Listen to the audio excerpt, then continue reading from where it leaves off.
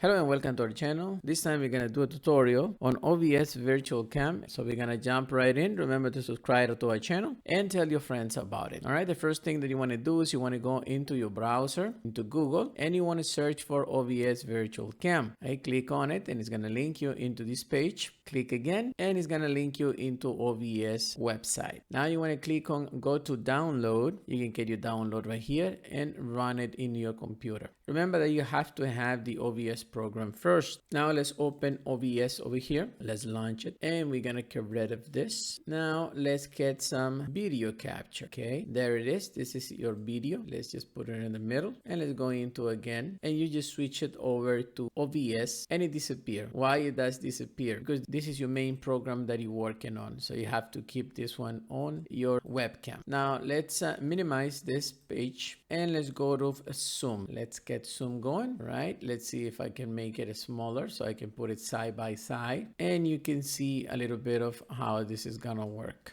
And you have them there side by side. This also has the webcam, but as you can see, if you turn it on, it's not gonna work. Why? Because it's busy over here in OBS. So you have to switch this over to OBS camera. Now you have the same camera that you have on OBS. You can extend it over to Zoom and you can do this in various programs. Let's say let me just open one more copy of OBS. It's right here and we have a black screen. Why do we have a black screen? Because this one is set to the webcam and this one is set to the webcam. So the camera is already busy. The only way to do it is to extend it to OBS Virtual Cam. There it is. Now you have both programs like this. So you can have it in Hangout, you can have it on Zoom and any other program that you have. So this is the beauty of OBS Virtual Cam, that you can use the same camera for all your applications that you have open. Okay, so let's close this right here and there it is. It's very, very simple. So make sure you do subscribe and tell your friends about it. All right, so see you next time.